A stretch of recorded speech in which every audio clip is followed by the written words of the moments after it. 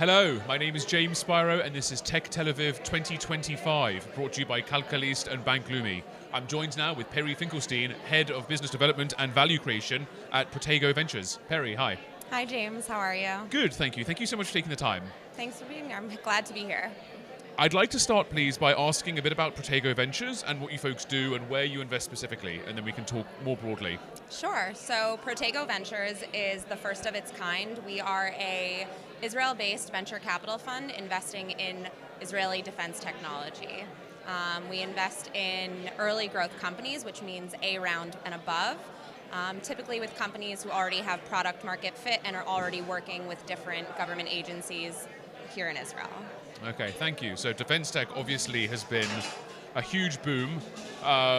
We've seen it everywhere, war-related, but also kind of geopolitically motivated. Talk to me a bit about the industry itself and what you've seen in the last year and how it's developing. Yeah, so I think you hit the nail on the head.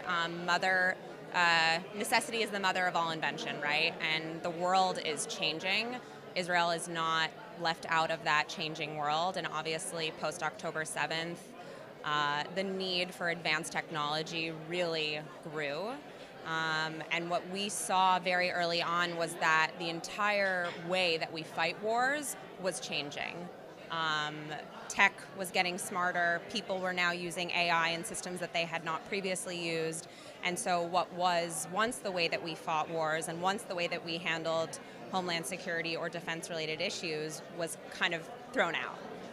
And so now you have this new playbook, especially in post-October 7th, where tech is getting smarter, soldiers and equipment is getting smarter, drones are getting smarter, jamming capabilities are increasing, and in order for us to keep up, we need to be accelerating this kind of development. And so what we've seen in the past, let's call it year, is a real, pardon my pun, but explosion of defense tech.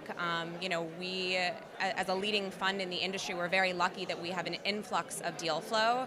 We've seen just in the last 8 months, 63 companies, varying stages of course, but majority of them are pre-seed and seed stage companies who either were deployed to reserve duty after October 7th and were in battle or in control rooms or operating devices remotely and saw, wow, there is a huge gap here in terms of what we're seeing on the battlefield and what is actually needed in order for us to maintain safety and also have a competitive edge.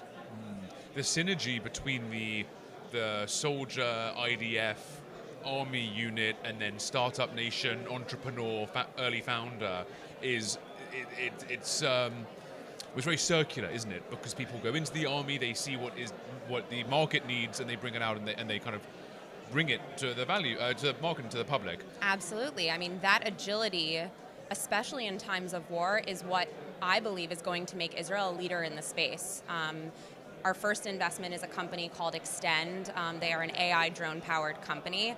They've been active in the different systems in Israel pre-October 7th, but because they were already active and getting that real-time feedback from either soldiers on the ground or from the different control rooms, they were able to be agile and essentially make changes almost immediately, whether it was for the AI operating system, whether it was to the hardware. They were able to make those changes in real time. And at the end of the day, that agility, especially in war, is what's going to help you succeed.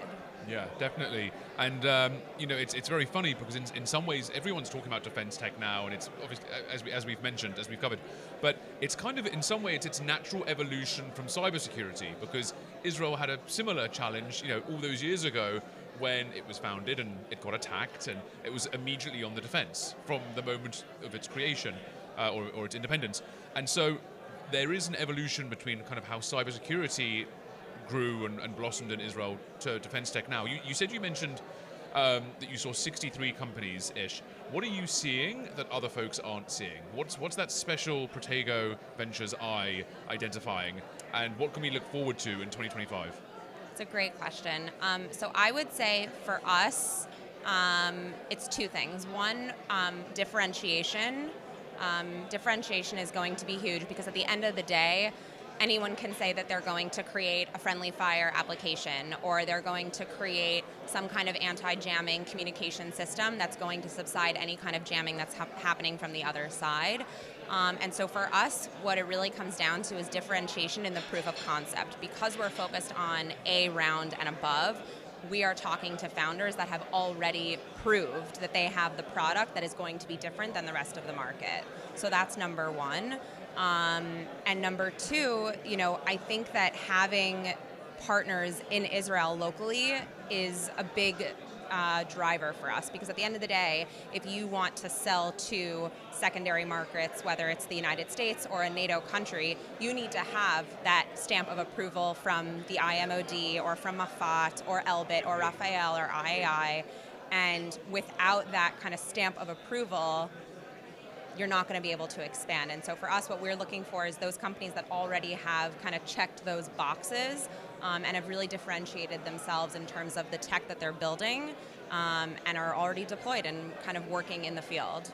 Wow, it sounds amazing. And Perri, it sounds like Protego Ventures has had a massive start in this whole defense tech era that Israel and the world is facing. And I wish you folks the best. And I can't wait until Tech TLV 2026 and we can catch up on some of those more investments you have in the future. Thank you so much. Exactly, thank you. Thanks.